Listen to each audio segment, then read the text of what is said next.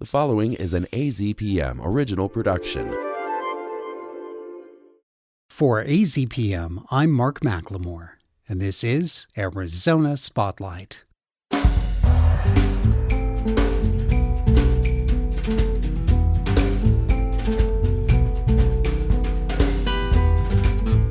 Coming up, Danielle Camara talks with Lise Doucet, the chief international correspondent for the BBC, about her 40 years of reporting from deep inside some of the world's most dangerous conflict zones.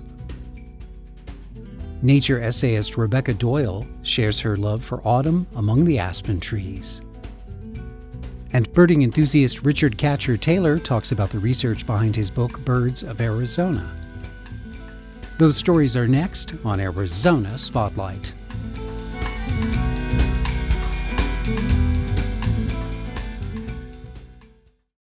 Next, AZPM's Danielle Camara talks with Lise Doucet, the chief international correspondent for the BBC. Doucet visited Tucson to receive the 2024 Zanger Award for Press Freedom from the UA School of Journalism. It's in recognition of more than 4 decades of Doucet's reporting on armed conflicts and human rights around the world. As you listen, keep in mind that this interview was recorded a few days before the 2024 U.S. presidential election. Just looking back on the last 40 years, like you've done so much, you've covered so many important events. What do you feel like is some of the impact of your work? Journalists, sometimes we get fired up by this ideal that we can somehow change the world, that when people see or hear or read our reports, that the power of our reporting, on the ground in the heat and the dust and the dark and the chill, that they will be moved to do something. Mm-hmm. And sadly, the history of the world is that it doesn't always do that. But I think in all the years of reporting, I've come to believe in the power of stories, that stories is really what makes us who we are. It's our history, it's our present, and it's also our future. And to be able to tell the stories that matter in the world, which are human stories, no matter how political they are, when you drill down, it is human stories. Yeah. That is such a huge, huge privilege. When you look at investigations, like what happened with the New York Times journalists about the Me Too movement, when you look at now one of my colleagues who's done an investigation into Abercrombie and Fitch, which has led to allegations of sexual improprieties and court cases. I can't think of a single one where I turned the world upside down, but I have come to believe that person by person, story by story, that stories can move people. And even if it causes them to ask questions, think differently, become more interested, that it's something that over time, there's a collective impact. And after decades of reporting, for me, the most important thing is that people still keep listening, and that I'd like to believe there's some respect there. And for me, I don't know whether you'd agree, to be respected for what you do as a journalist, I think is one of the biggest accolades of all. Very hard to obtain, very easy to lose. We always have to watch our words. I remember after the full-scale Russian invasion of Ukraine in February of 2022, and I'd be called up for interviews, and people would ask, well, are you scared? I mean, the Russians are literally at the door. And I would say every morning, the only thing I'm afraid of is getting something wrong. Getting a word wrong, a fact wrong, something in history wrong, a prediction wrong. Just every day, and I'm sure we all do it, is we get up and we say, just every day is a new day, a new story. I'm a journalist. What a privilege, but what a responsibility too. As a female journalist covering conflict zones, has there been a lot of times where you did find yourself as the only woman or one of the only women? Did you ever have problems, and how did you overcome them? For example, sometimes years ago, going to the Islamic Republic of Iran, sometimes Iranian, I remember conversations, I can just see it in my mind's eye. I used to describe it as being colorblind. They couldn't understand. They'd say, so you're traveling around the world by yourself? And I'd say, yes. And they'd say, and you're not traveling with a husband? Or no. I could just see their face. They didn't understand it. They didn't see these same colors, but they were very, very curious. In very, very conservative societies, we weren't treated like the women of the societies who lived under many, many restrictions. But we weren't treated like the men either. We had this special status. And I used to laugh about it sometimes to myself in Afghanistan, because it meant that within Islam, and of course we see today the Taliban of Afghanistan take it to extreme lengths. They say, well, we're protecting women. So during the Cold War in Afghanistan, during the Soviet occupation, when you would travel with the government, when you see the woman coming, oh, you must take the front seat in the helicopter.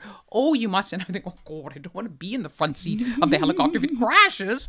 So they would take care of you. So I think if I was to resume it, I would say it's been more of an advantage than a disadvantage. And of course, some people are very open about it. Some women, you see prominent women singers and others who say, well, that men don't really expect anything from them, so they take advantage of it. We shouldn't be saying that, the male listeners. We're telling all our secrets. They don't see you as threatening, so they end up telling you, all their secrets. Oh, she's just a woman journalist. I don't take advantage of that, but I think just professionally, it has offered more advantages than disadvantages. It is true that in some societies where access to women is controlled by the men, and where the stories are deeply, deeply intimate stories about rape and other crimes against women, which of course doesn't just happen to women, it can happen to men too, but in the case of when it happens to women, that women feel more comfortable speaking to women about it, because often these are societies where women, sadly, even to this day, have no contact with men outside of their immediate family. And so it's harder for them to be able to speak to men. So there are those moments where it's easier sometimes for a woman to do those stories than for a man to do those stories.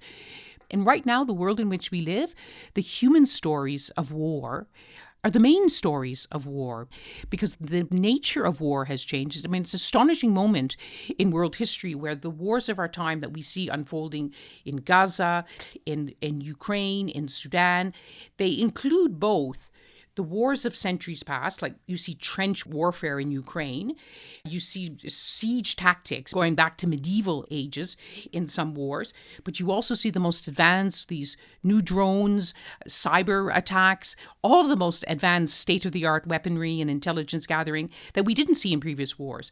And so these are the wars of our time. And these are wars in which the front line runs right through towns and neighborhoods and streets, and sometimes right through houses. And I often say that, the world in the First and the Second World War, they used to talk about the women and children first. You have to protect the women and children.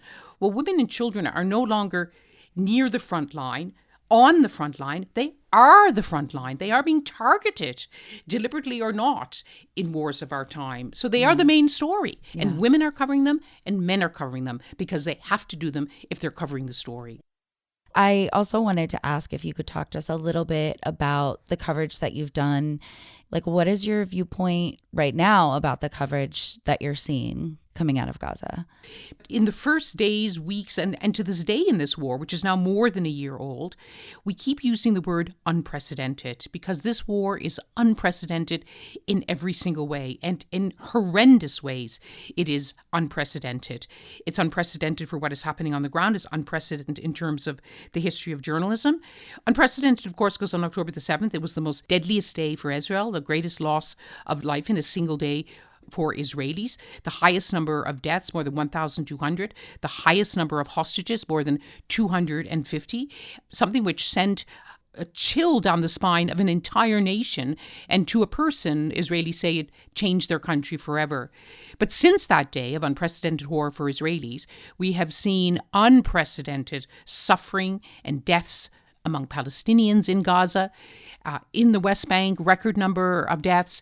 Now what's happening in Lebanon, again, to use that same word, unprecedented, and that people are seeing things, aid agencies, whenever they go to Gaza, aid officials who have decades of experience say, I knew it was going to be bad. I have never seen this extent, this depth of destruction and devastation and desperation anywhere, ever in my career.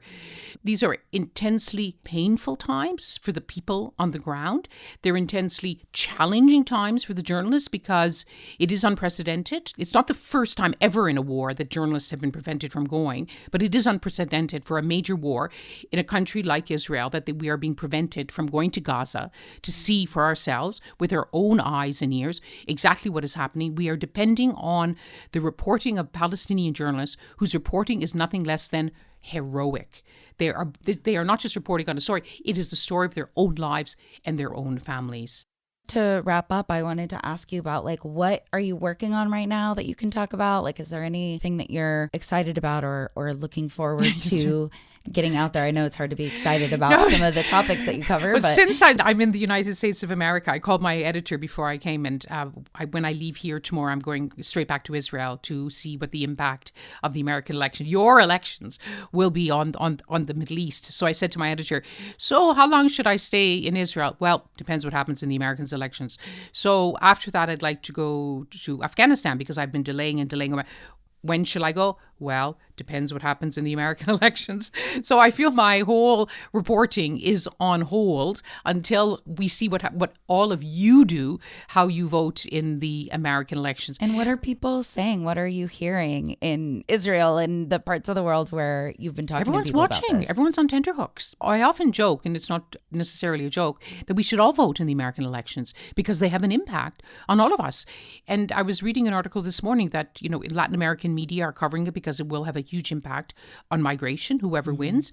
The Middle East is watching because it will have a huge impact on the course of the wars in Lebanon and in Gaza and beyond, depending on who wins. Europeans are watching closely because the future of NATO, the future of global alliances could be on the line. So it's only days to go and we're all watching. Yeah. So, and after that, obviously the wars in the Middle East are for journalists like myself who cover the main stories for a major global broadcaster. I'm going to keep following that story, but I also want to get to the stories which have been eclipsed by what's happening. Stories in Sudan, where it's horrendous there, to what's happening and the world is not paying enough attention to it. What's happening in Afghanistan, which has completely slipped from the eyes of the world. And how can any of us accept that we live in a world where girls cannot go to school, go to high school, where women cannot go to university, where women can't even go to public parks and women's only gyms? These are stories that, as journalists, we have to keep telling those stories because those are stories that matter not just to whether it's Afghans or Sudanese or Israelis or Palestinians, they matter to all of us. They are our stories too. That was Danielle Kamara talking with Lise Doucet, recipient of the 2024 Zanger Award for Press Freedom from the UA School of Journalism.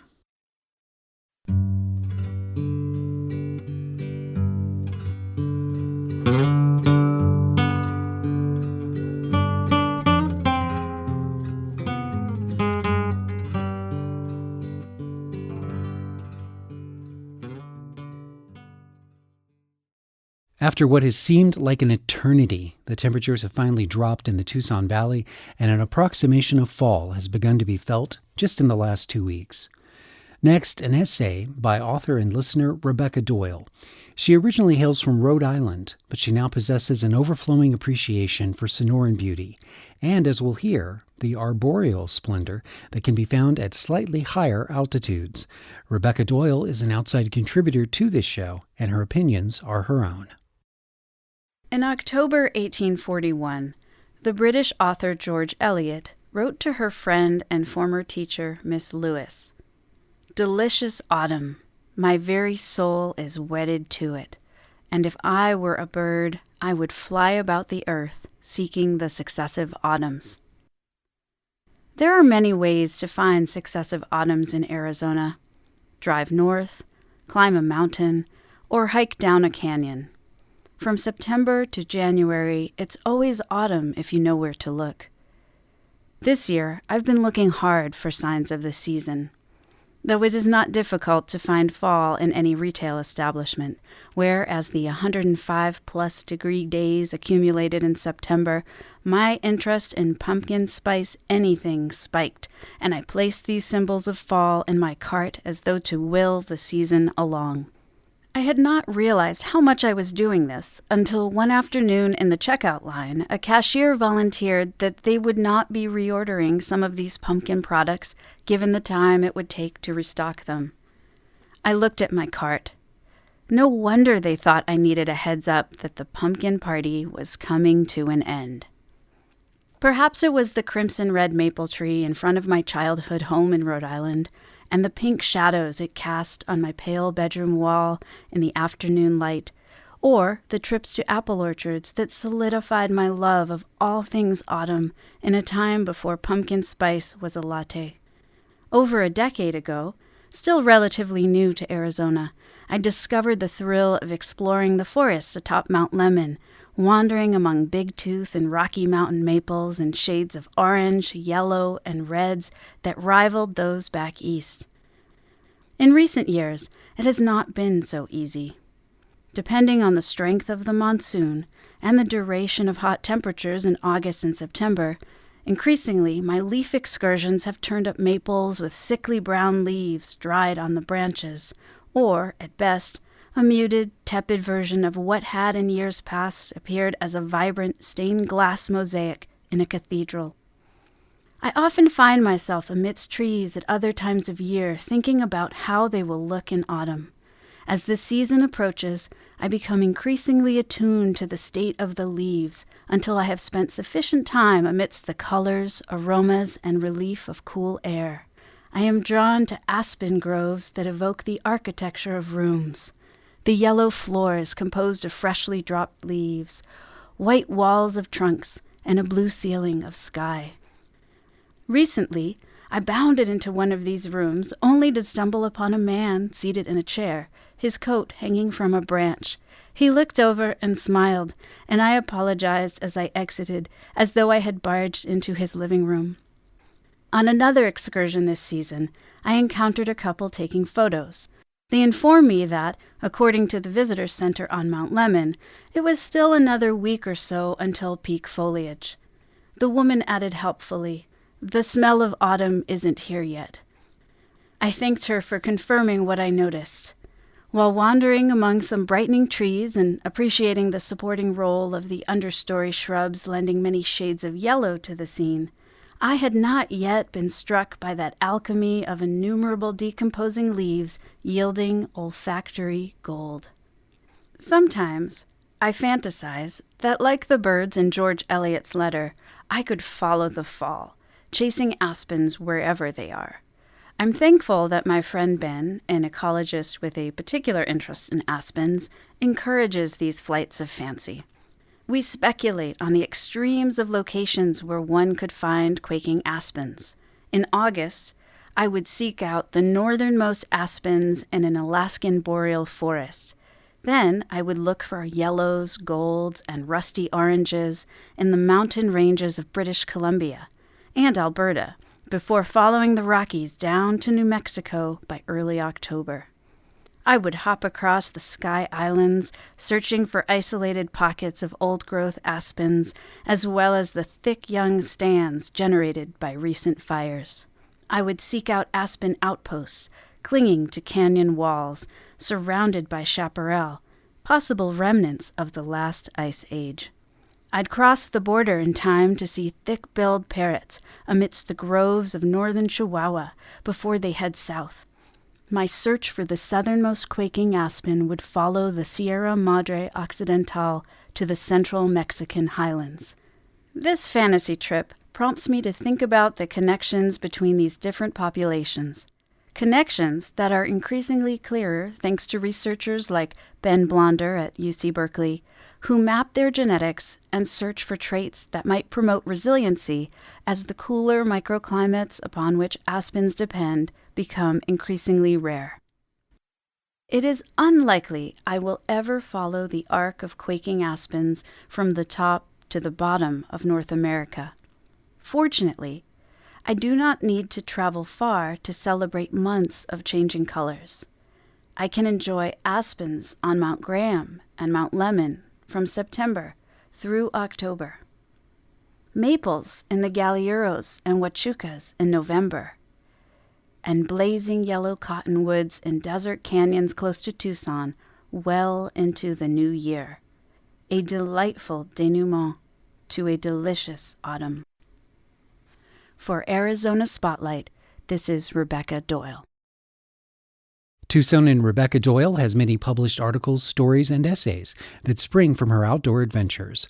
Her 5-word motto is write, bike, hike, paddle, bird. Birdwatching is one of our state's most popular outdoor activities. And next, Tony Paniagua will talk with author and avid birder Richard Catcher Taylor about his book, A Field Guide to More Than 500 Arizona Native Species, including 17 varieties of hummingbird and a lot of new observations about their activities. Rick Taylor, thank you so much for joining us. Well, I'm glad to be here.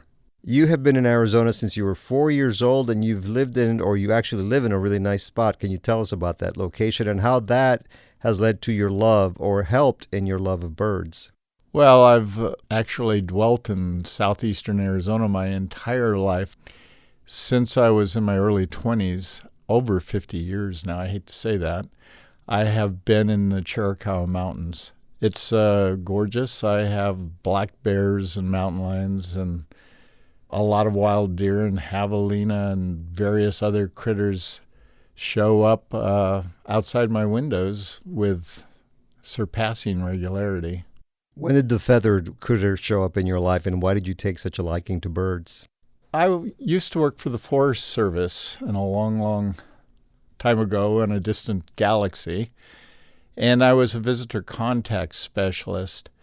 And the largest clientele that we have in the Chiricahuas, especially on the Portal side, the eastern side of the Chiricahuas and Cave Creek Canyon, are bird watchers, where we get tens of thousands every year hoping to see elegant trogons and red-faced warblers, painted redstarts, a polychrome variety of birds. And these people were the nicest and smartest and most environmentally sensitive user group by far and away that I ever contacted. And I began to think of them as something to look forward to. And I wanted to be useful to them. I wanted to hold up my end of the conversation.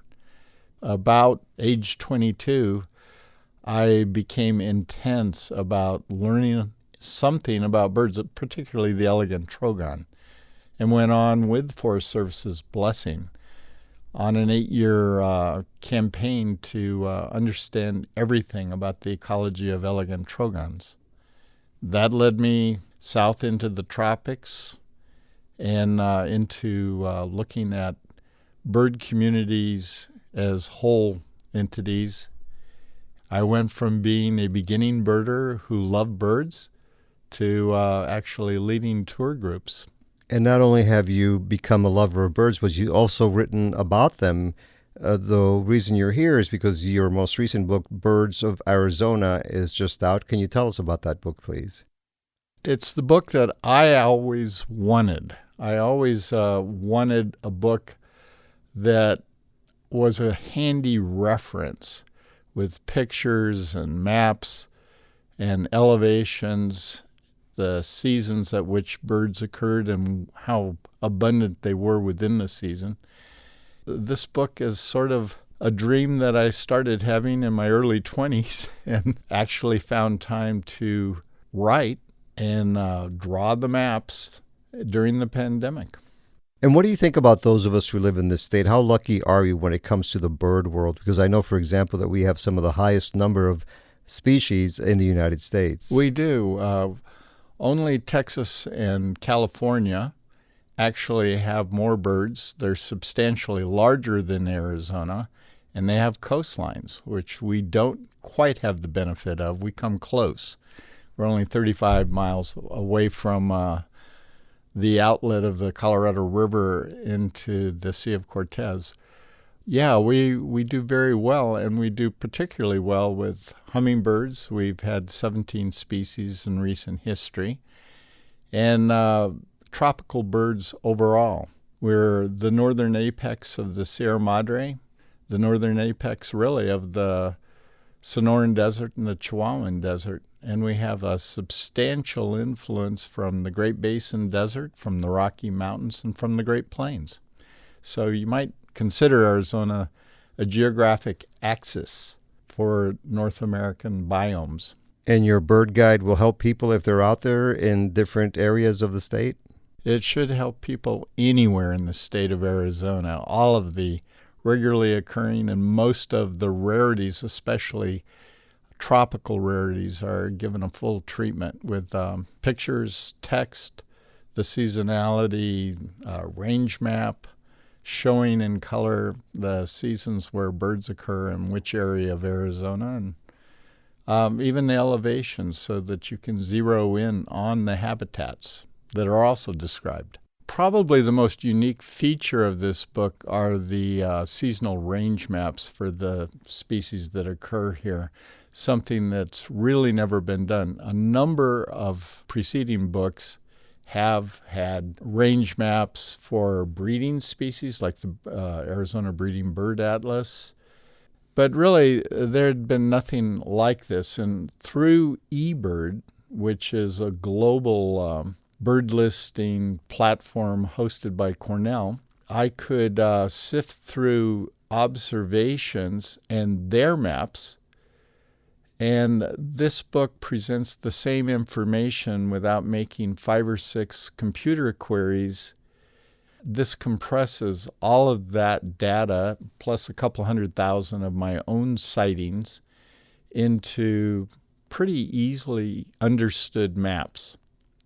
And that's something that's never been attempted before for all of the regularly occurring and most of the rare birds found in the state of Arizona. We beat them because we can use the internet, but they can fly. So it's a good idea to pay attention to these birds, and not only birds, of course, but other wildlife out there. They can surprise us with some very interesting behavior. Much of what we know, I think, about human behavior comes from observation of wildlife. And birds in particular are the easiest form of wildlife to observe because they're diurnal and they do a lot of things that humans do. They like to chatter. They put on nuptial plumage when they go a courting. They select mates based on a variety of criteria that humans use as well. They live in houses. They construct themselves. So, yeah, we get a lot of insights into social dynamics amongst humans by close observation of birds. And finally, Rick, I don't want to get too philosophical with you here, but have birds changed your life? Do you feel blessed to have had this affinity, this love for our winged neighbors? Oh, yeah.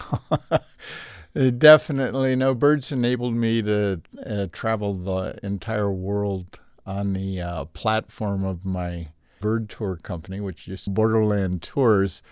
I met wonderful people from a huge variety of cultures all over the world, and I got to see most of the megafauna of the planet, tigers and gorillas, lions, you name it. It really was a wonderful way to experience the world and to learn about communities of life. Tony Paniagua spoke with author and birding enthusiast Richard Catcher Taylor. Taylor's book is called Birds of Arizona, published by the R.W. Morse Company. Thank you for listening to Arizona Spotlight.